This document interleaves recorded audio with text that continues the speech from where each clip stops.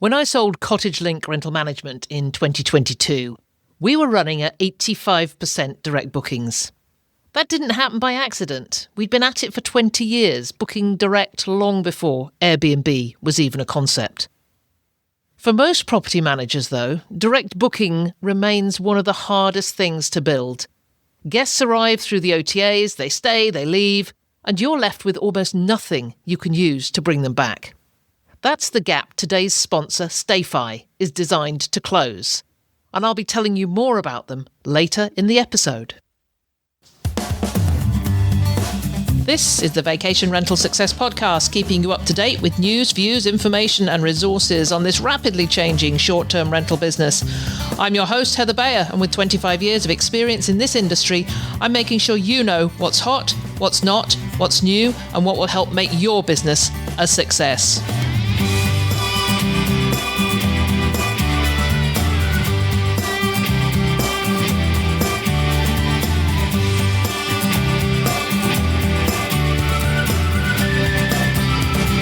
Hello and welcome to another episode of the Vacation Rental Success Podcast. This is your host, Heather Bayer, and as ever, I'm super excited to be back with you once again.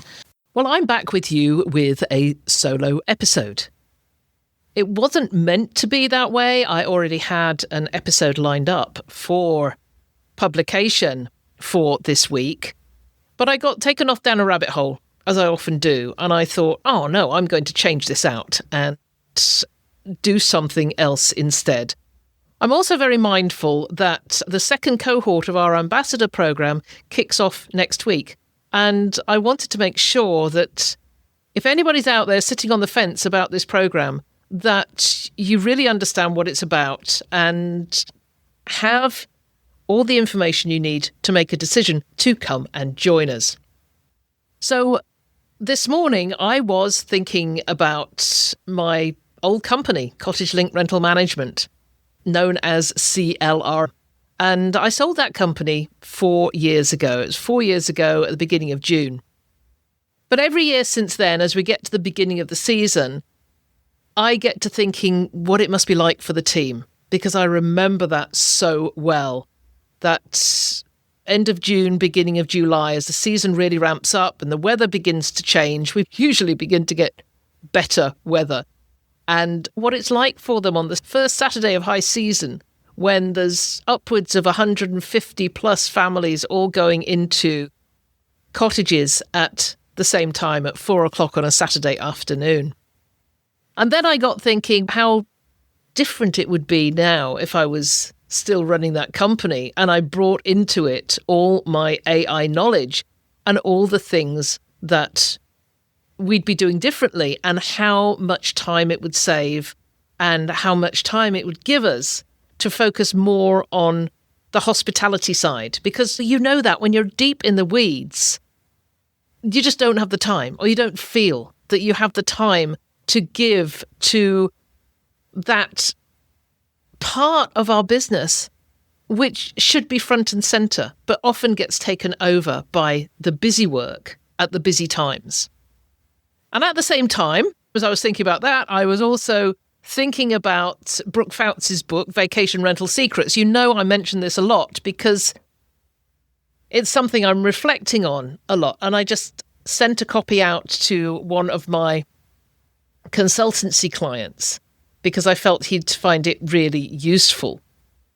And if you don't know about Vacation Rental Secrets, the book is a collection of really hard-won wisdom from some of the most experienced property managers in this industry.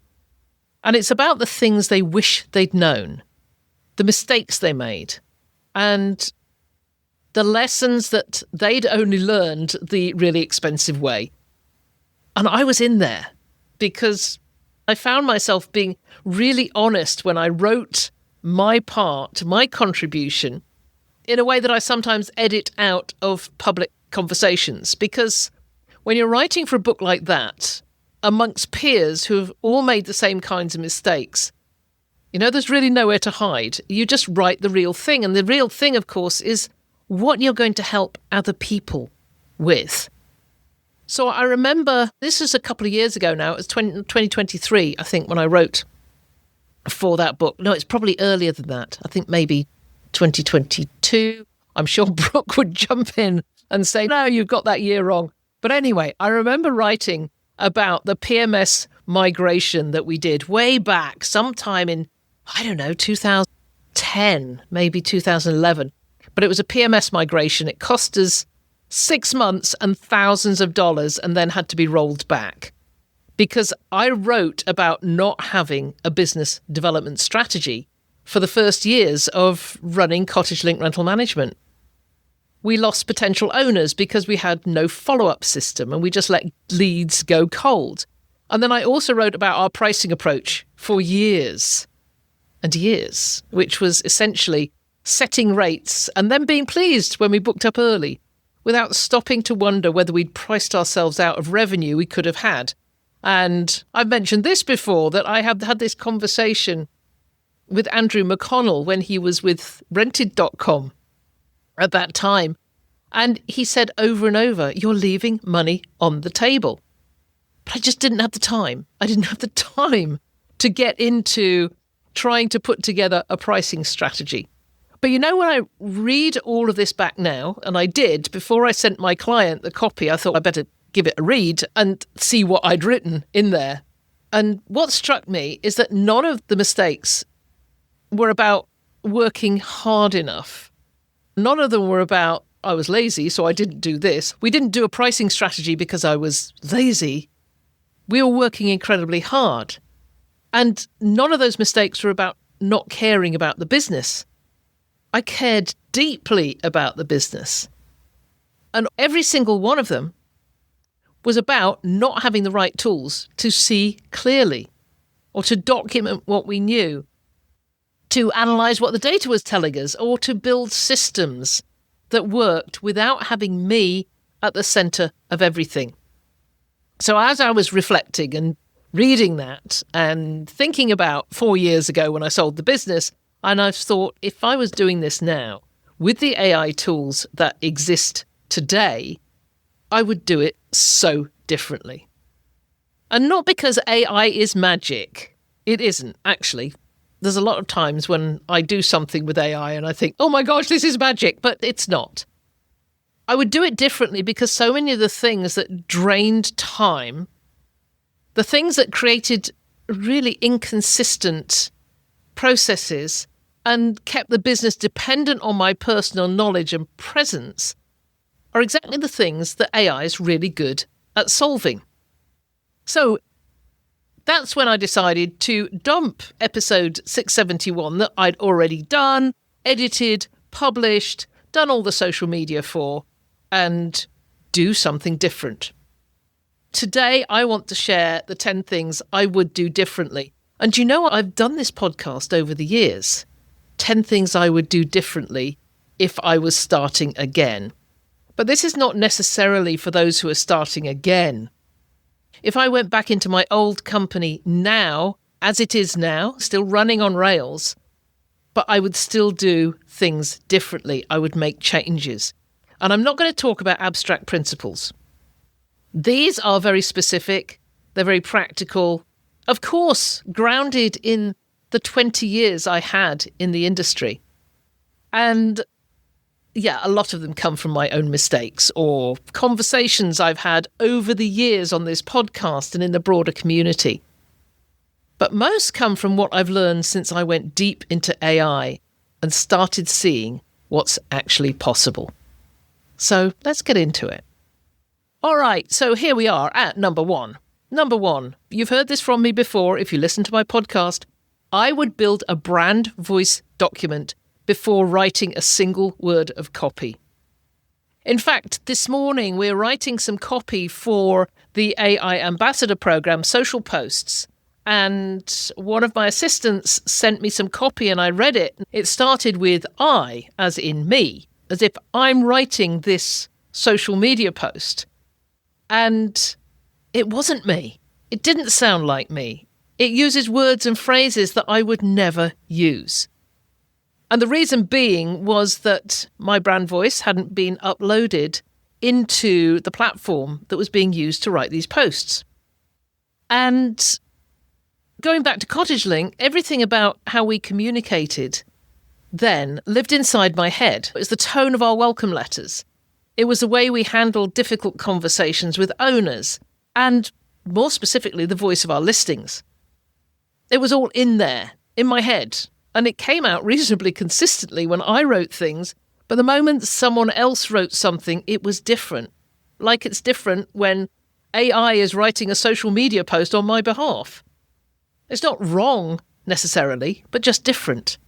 And over time, that inconsistency accumulates. And then people around you, your stakeholders, your guests and your owners start to feel it, even if they can't name it. So what I know now is that you can sit down with your favorite AI platform and spend a couple of hours building a document that captures you, captures all of that, your tone, your values, the words you never use. I went back on a document this morning. I said, I would never say this. You have phrases that are distinctly yours. The way you handle complaints, perhaps, and the warmth you want guests to feel in every message you send. So you give the AI examples of your best writing. You talk it through, and it helps you, codify something that previously only existed in your own instincts, in your head. Once that document exists, everything changes. If you have that uploaded somewhere, new team members can write in your voice from day one. You can use AI tools with much more confidence because they produce first drafts that actually sound like you. Your listings, your emails, everything you do, your social posts, your owner communications, they all carry the same thread. I've done this from my own work. One of the best things I've done recently is upload the entire manuscript for the book Renting for Profit that I wrote back in 2003 and then got republished in 2007, long before AI came in, long before anybody was writing words on my behalf. I wrote that word by word. So that manuscript, all in my voice, is uploaded. So this has made my brand voice that I have touching everything I do one of the most valuable things I've built. And the hours I've spent on it, they've paid back so many times in consistency and quality, and time saved on editing as well. So if I was starting a property management company today, this would be the first thing I built. Before I wrote a single email template or a listing description or a welcome guide, because everything else builds on top of it. But if you're already there, you're managing your property, you're already in this business, it's not too late to go and write it. But just one tip, when you go and collect that material that you're going to train your AI on, just make sure that material came before AI started helping you out. So really good idea to go back before, let's say, before 2023, before we really got into asking AI to create stuff for us, because the things that you have since then may not all be in your voice. You may have used ChatGPT early on to create blog posts. So don't upload anything that is later than 2023, I would say. If you're new to the business, then just make sure you do the work, you take the time, you ask the AI to ask you questions, and then you respond in your natural voice. Use whisper flow. I talk about it all the time. Please use voice rather than typing, because it just becomes way more natural. Okay, do that. Before anything, do your brand voice. Number 2, I would stop letting every shiny new vendor convince me that their platform would change my business. And I want to expand a little bit on the property management software piece that I mentioned earlier, because it's really relevant and I was directly responsible for it. So we've been in business probably about 7 or 8 years, and we had a very basic, we're going back prior to 2010, really basic property management software. And we've been with it for years, and it wasn't doing really what we wanted it to do. So a new platform came along and it was genuinely impressive in the demo. I met the team at a Verma conference and the salespeople were really good. They showed me the features. They were great. The promises were really compelling. So we signed up, we started the migration, and we spent 6 months, 6 months working through that process. And it was time, money, staff energy, stress levels. You know it. If you've been through this, you know you don't want to revisit this if you've just completed it. But at the end of it, we discovered something really simple, that the platform couldn't handle our Canadian tax system the way we needed it to. And no amount of workarounds were going to do it for us. So we had to roll the whole thing back. We lost a huge amount. And I wrote that story down for Brooke's book and still wince when I read it. That piece comes back to haunt me over and over again because the warning signs were there. We just didn't do the due diligence. We got so excited by the demo, we trusted the sales process, but we didn't talk to real operators who are actually using it in situations like ours. So before I go on, I don't want to give you the wrong impression. Your PMS is the one platform where you absolutely need a professionally built, purpose-designed solution. This is not the place to try and roll your own. The complexity in it, the complexity of reservation management, payments, owner accounting, channel integration, all the other pieces that come together in a good PMS, that requires proper software engineering. This is not anything that you can vibe code. I've seen people suggest it. I would suggest otherwise. But beyond your PMS, there's an enormous amount that property managers are spending money on in generic platforms built for thousands of different operators in thousands of different countries, in different situations, and in different countries, and AI has changed what's possible. The tools exist now to build things that are really specific to your business, in your voice, for your exact workflows, at a fraction of what you'd spend on a subscription to something that only fits you halfway. So it could be a guest communication sequence that handles specific property types, or an owner acquisition follow-up system built around how you actually talk to your potential owners.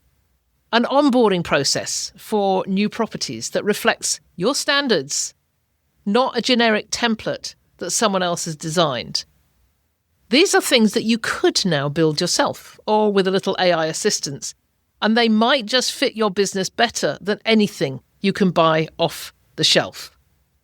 And I want to share something else I would do, and I actually have just created a skill for this, and I'm going to share this with you. You can get it as a download if you go to the show notes, because I think it's genuinely one of the most underused ideas in AI right now. Instead of just being sold to by vendors, I would build my own board of advisors inside of Claude. And this is the way it works. You gather articles, books, frameworks, the published thinking of the people you genuinely respect in the industry, the experts whose judgment you trust. And you upload that material into Claude and ask it to create a board of advisors based on those voices. And then when you're facing a decision about a new platform, maybe a new process, a strategic direction even, you ask that board to weigh in. And then you get multiple perspectives, and they're grounded in the thinking of people you already trust, helping you stress test the decision before you make it.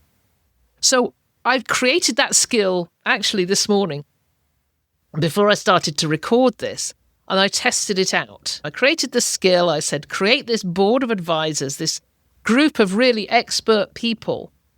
And then I asked it some questions. I actually uploaded some information from a vendor website.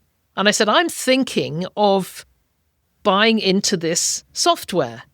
And based on what you know about me and my business, because of course I have uploaded my full business profile, my avatars, my workflows, my brand voice into Claude, it's able to go to that business profile on my business DNA and understand where I'm coming from. So I just said, based on everything you know about me, do you think this product would suit my business?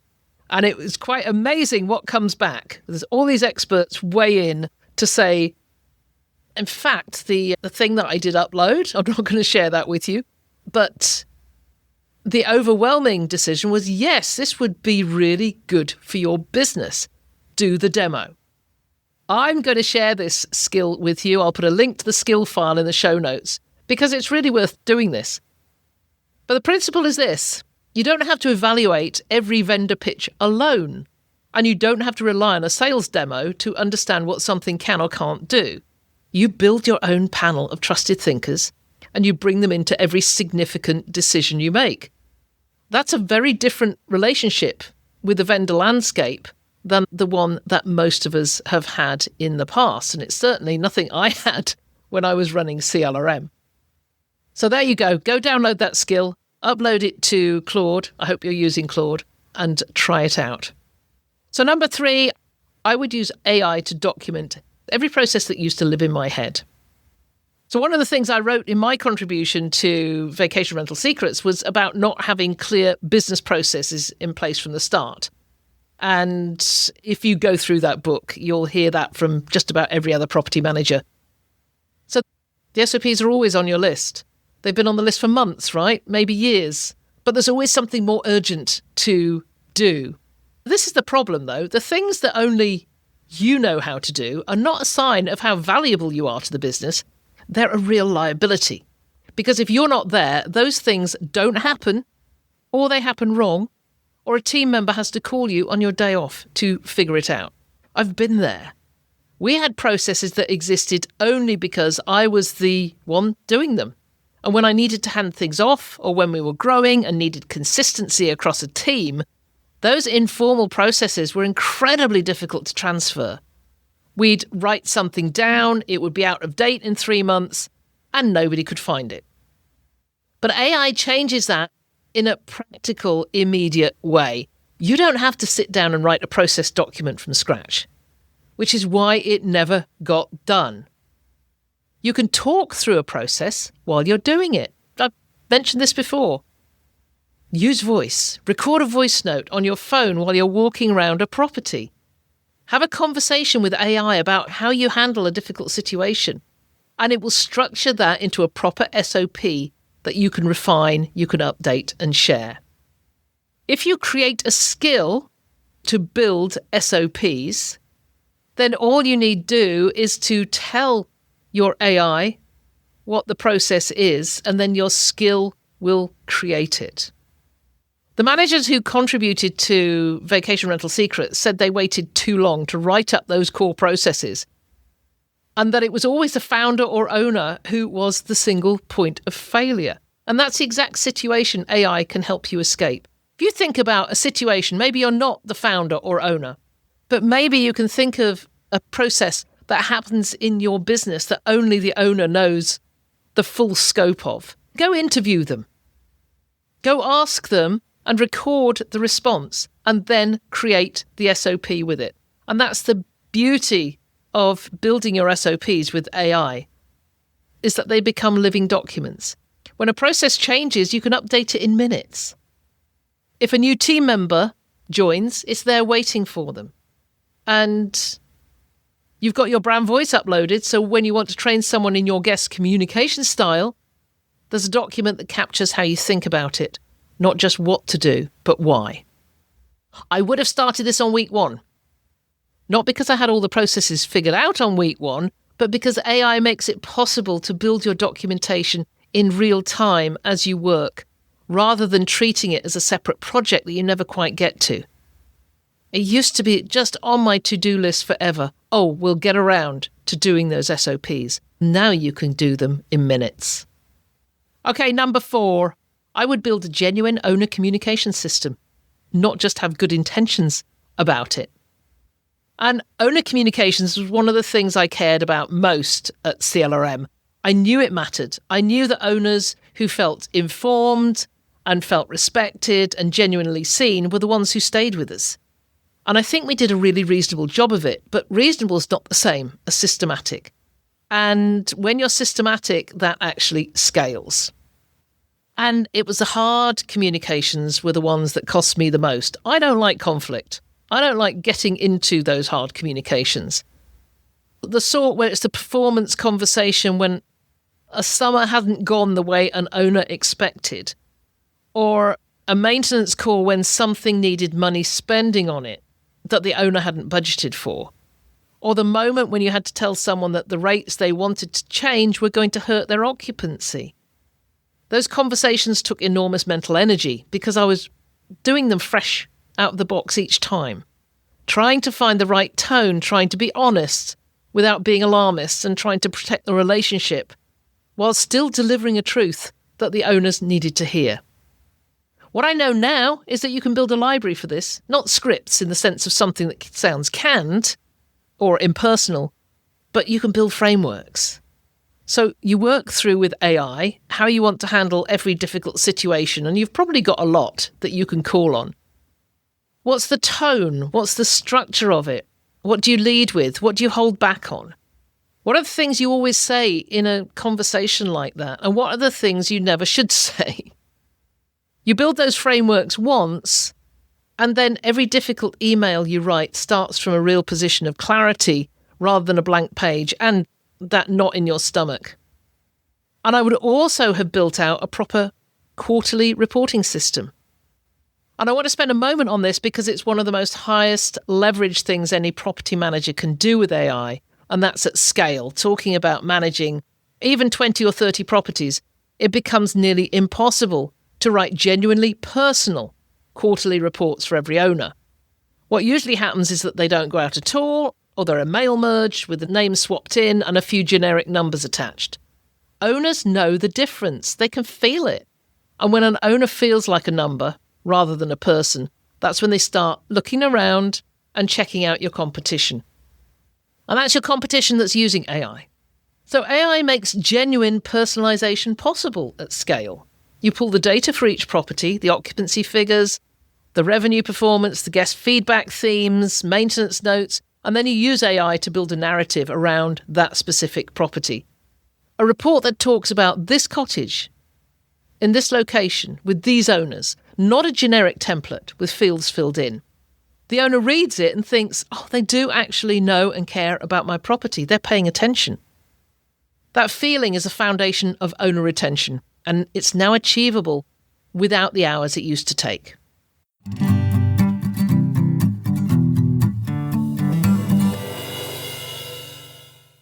After 25 years in this industry, I can tell you that direct bookings don't happen by accident. They come from staying in touch with your guests and building relationships with them over time. And that requires data most operators simply don't have. Stayfi solves a problem that has frustrated property managers for years. When guests connect to your Wi-Fi, Stayfi captures their contact details, not just from the lead booker, but from everyone staying in the property. Over time, that adds up. I've seen portfolios collect tens of thousands of guest emails in less than a year, and larger operators are now building lists of 50,000 or more, and using that as a genuine growth channel. But the data is only useful if you do something with it, and Stayfi handles that too, through automated emails, post-stay follow-ups, and campaigns designed to bring guests back. One operator I spoke with grew direct bookings from 0 to 30% in about a year and a half. Another team generated $35,000 in repeat bookings in their first 6 months from email marketing alone. If you don't have the capacity to manage it yourself, they now offer a managed email marketing service where their team handles the strategy and the execution for you. They've also made setup more accessible with a new hardware option called Aginet, which runs up to 40% cheaper than previous systems. Head to stayfi.com/VR671 to learn more and get 50% off your first 3 months.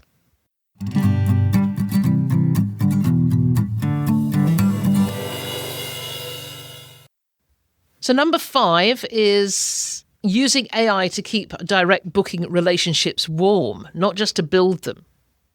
And I heard myself say if I was still doing this, I'd use AI to build a direct booking system, and that's a bit misleading. We built our booking foundation early, right back to 2003. So it wasn't actually the foundation that was a challenge. The challenge was maintaining it consistently over time, especially as the business grew and things got busy. And of course, in 2014, Airbnb came along and it was bright and shiny and new. And hey, we could run everything through that platform. So we got knocked off balance a little bit at that time, but we did build it back up. But what happens in every property management business, and I've seen it over and over, and I did it. You build a great email list. You've got a nice sequence going. Guests are booking directly. They have a wonderful stay. You follow up. You invite them back. And then peak season hits, or you go through a staffing change, or something else demands your attention, and those follow-up sequences go quiet. Weeks go by. The relationship's gone cold. And when you do eventually send something, it feels more like an intrusion rather than a continuation of a relationship. Because the direct booking relationship is long-term. It needs that consistent, warm, well-timed communication across an entire year, not just in the weeks before and after a stay. And that kind of consistency is really hard to maintain manually when you're also running a business. Are you hearing that theme running through what I'm saying here? AI makes it possible to build the infrastructure once and have it run reliably, regardless of how busy things get.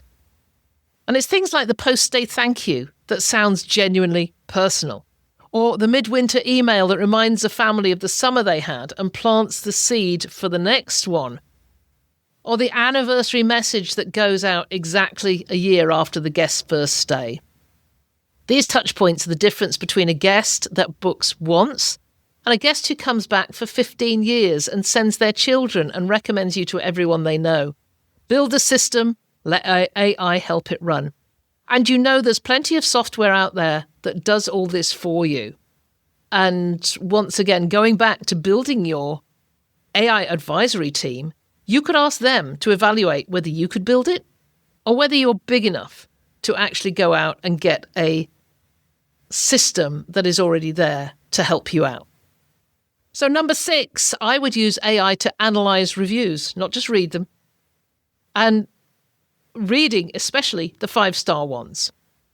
Because I've heard from people over the years, and I know we used to do it, a 5-star review comes in, I might have read it briefly, felt a moment of that genuine satisfaction, here's another one, and then I moved on. Maybe I shared it with a team. Might have gone in a folder somewhere. But I didn't really analyse it because it's 5 stars. Everything's great. We're doing fine.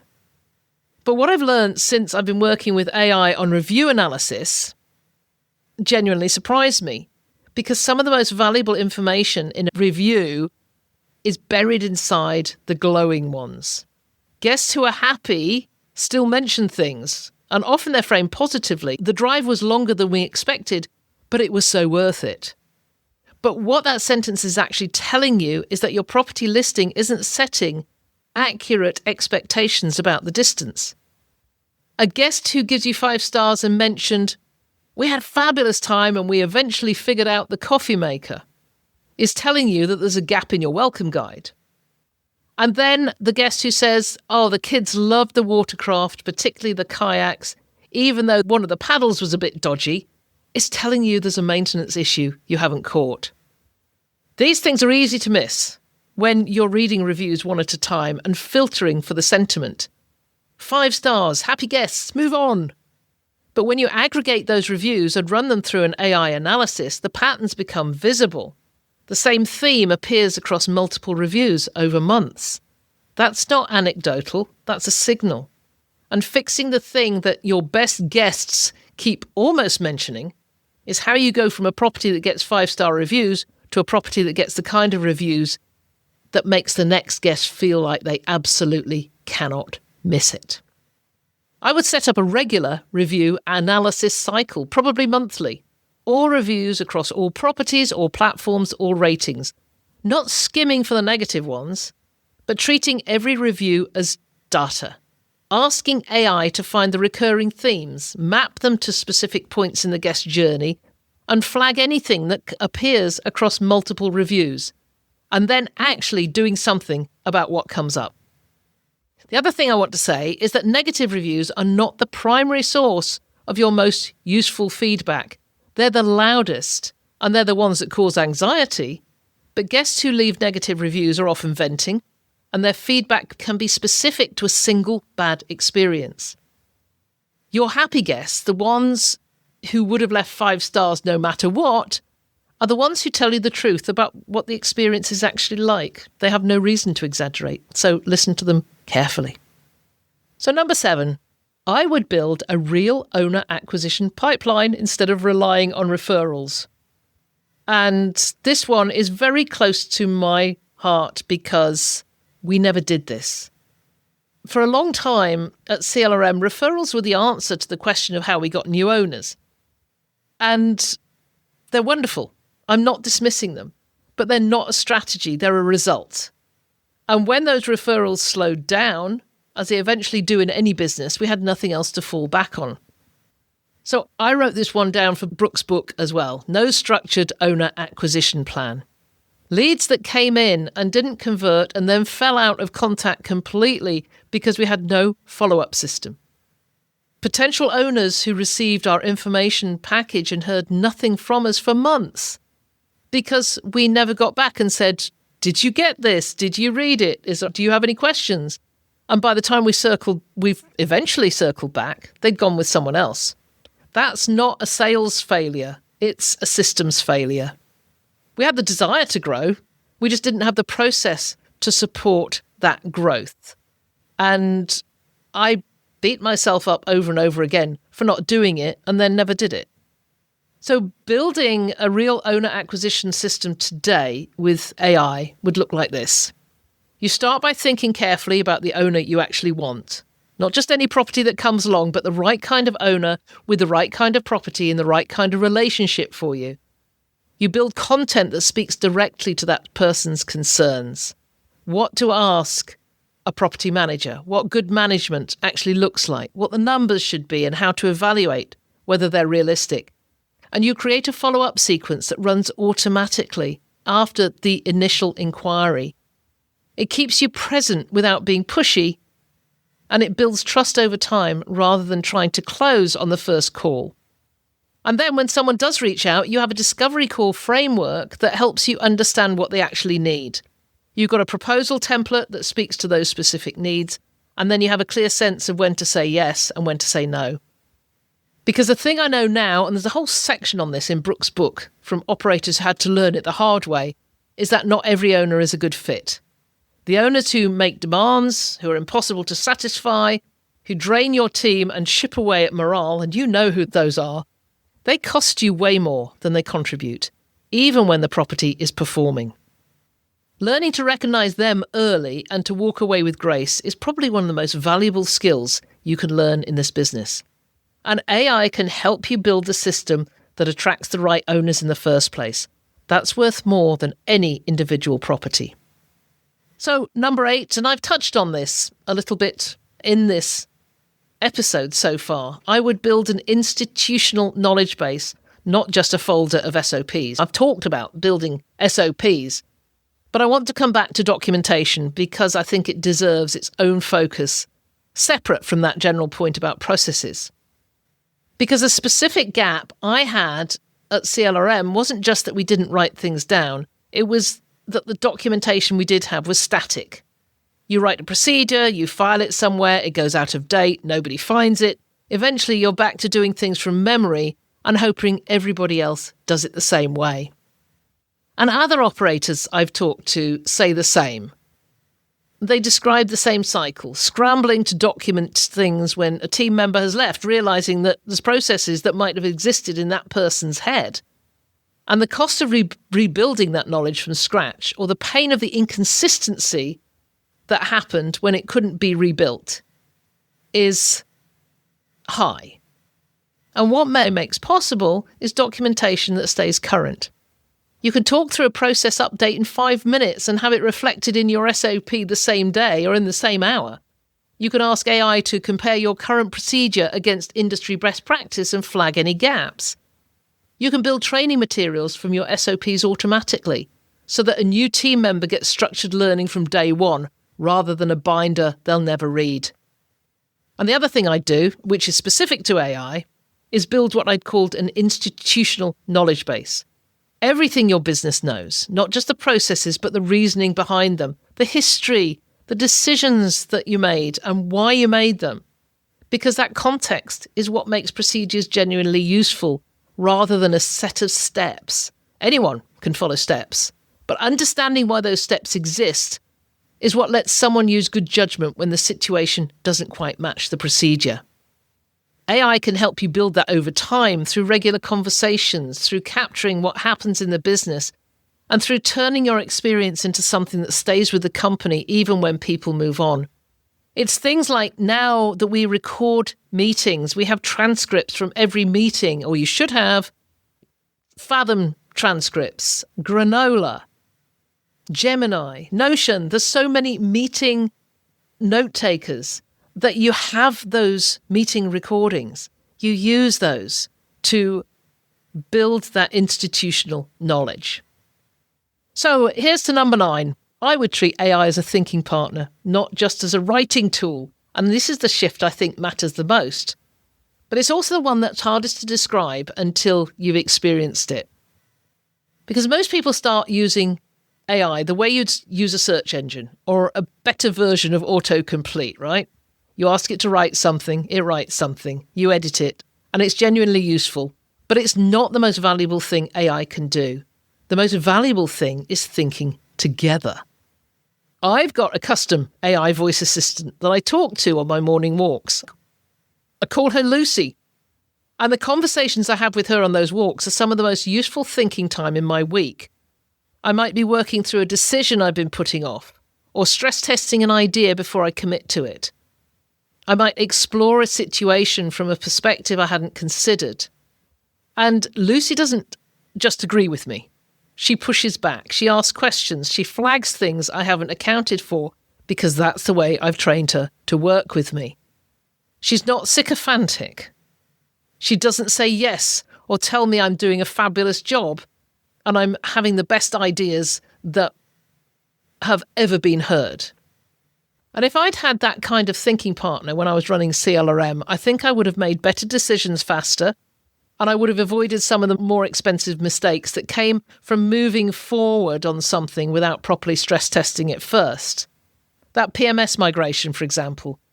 If I'd talked through that decision properly, mapped out the risks, looked at it from the perspective of what happens if things go wrong, I think I would have caught that tax issue way before we were 6 months in. I have Lucy asking me questions. She makes sure that the responses I give are complete and they're not half-baked.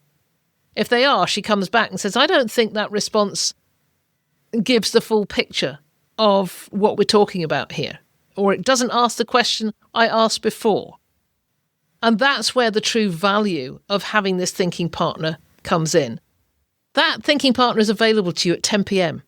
when you're trying to figure out a difficult owner situation. It's available on a Sunday when you're second-guessing a decision you made on Friday.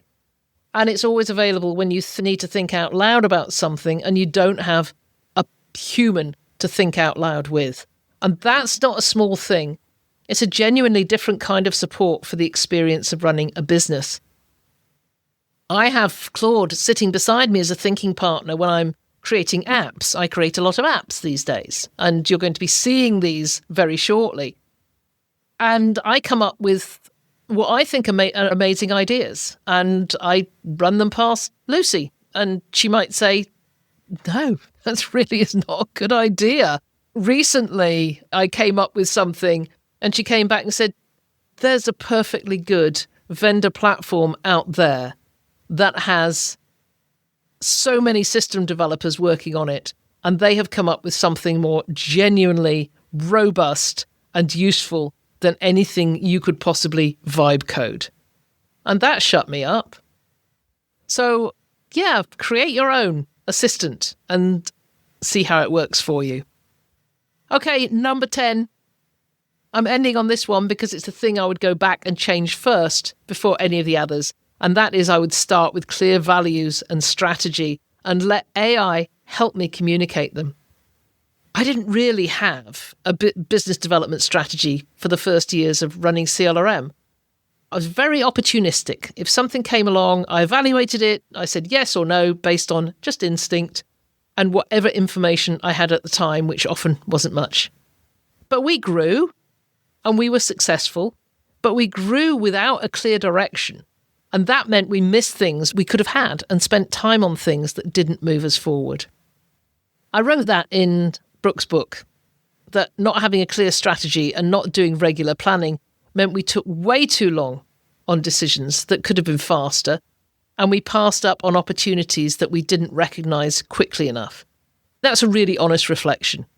And when I look back to all the mistakes I did make, I'm amazed that we came out of it and sold it as well as we did, because we just reacted more than we led for so many years. But what I've come to understand, working with AI over the past few years, is that clarity about values and strategy isn't just a nice to have. It's the thing that makes every other decision easier. When you know what you're building and you know who it's for and you know what you will and won't do, the daily decisions become much simpler. Does this owner fit what we're building? Does this property align with our standards? Does this technology serve our actual goals, or is it just an interesting distraction? AI can help you get clear faster. You can work through your values in a real conversation and test them against scenarios, articulate them in a way that the whole team can understand and use. And you can build a strategy document that isn't just a document that sits in a folder, but it's a living framework that you come back to regularly and update as the business evolves. And then the communication of that strategy, which is where so many businesses lose the thread, because the leaders are clear, but the team isn't. That becomes something AI can help you with too. Internal communications, team meetings, the way you introduce a new process or a concept or a change of direction. Clear strategy, clearly communicated, is the foundation of a team that can operate without you having to be the centre of everything. That's the goal, really, a business that runs well because it has great systems and a clear sense of itself, not just because you're working hard enough to hold it all together. So those are the 10 things I would do with AI if I was a property manager again.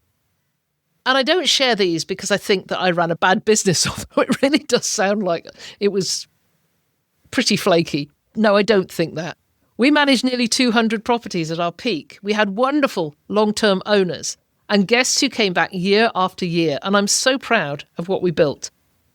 But I share them because I know how much harder than it needed to be some of those years were, and I know that the tools that exist now could have made them so much easier. And the people who contributed to Vacation Rental Secrets, who are experienced, successful operators, those people who've been in the industry for decades, all said versions of the same things. The SOPs that didn't get written, the platforms that didn't deliver what they promised, and the owner relationships that could have been better.